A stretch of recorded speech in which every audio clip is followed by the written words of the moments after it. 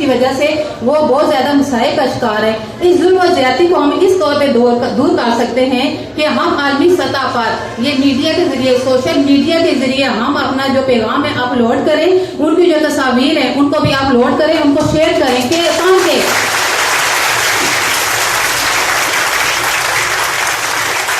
تاکہ دنیا کے سامنے پتہ چلے کہ کشمیر میں واقعی ظلم ہو رہا ہے. ابھی دنیا کے تمام ممالک یہ سمجھتے ہیں کشمیر جو ہے وہ پاکستان اور انڈیا کا اندرونی معاملہ ہے، جس کی وجہ سے یہ مسئلہ حل نہیں ہو رہا. یہ مسئلہ ہم سب لوگ یکجہت ہو کے اور ایک جگہ احتجاج کر کے ہم اس کو دور کر سکتے ہیں. اس کا سب سے آسان ذریعہ ہے سوشل میڈیا.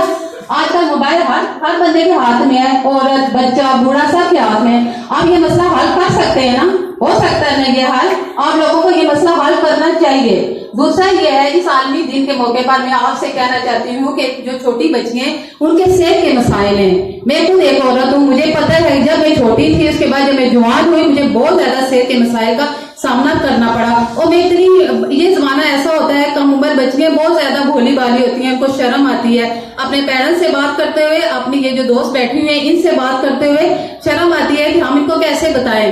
لیکن آپ کو ایسے نہیں کرنا چاہیے. میں تو محکمہ تعلیم سے یہ اپیل کرتی ہوں کہ جو ہماری اردو کی بکس ہے اس میں ایک یونٹ ایسا ہونا چاہیے جو نابالغ بچیاں، کم عمر بچیوں کی جو صحت کے مسائل ہے اس پہ ہونا چاہیے، تاکہ جب وہ ٹیچر اور اسٹوڈنٹ آپس میں بحث و مباحثہ کریں گے تو بچیوں کی جھجک دور ہوگی نا. آپ ایگری ہیں اس بات سے؟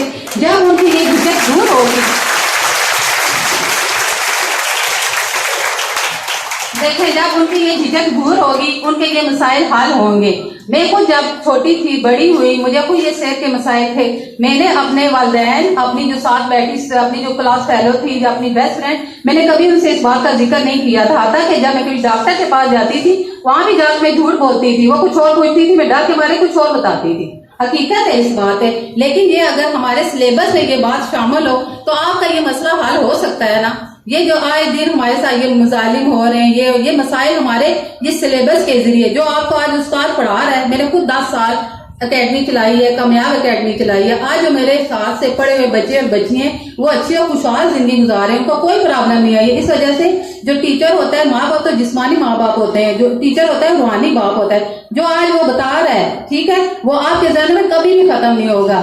اس وجہ سے ہمیں ایک تحریک ہے، ہماری تحریک صوبہ پٹوار، ان کے رہنما راجہ اعجاز صاحب. ہم لوگ جو ہے سارے پٹوار کے لیے، خواتین، بچیوں، بوڑھوں ساروں کے لیے ہم ان کے حقوق کی جنگ لڑ رہے ہیں. اس میں ہمارے یہ صحت کے مسائل، ظلم و زیادتی کے مسائل اور ہر طرح کے جو مسائل ہیں ان کو حل کرنے کے لیے ہم دن رات کوشش کر رہے ہیں. یہ کشمیر کا جو مسئلہ ہے، آپ مجھے بتائیں کہ اگر ہم سب لوگ مل جائیں اور اکٹھے ہو کے احتجاج کریں، یہ مسئلہ حل ہو سکتا ہے نا؟ دنیا ہماری بات سن سکتی ہے نا؟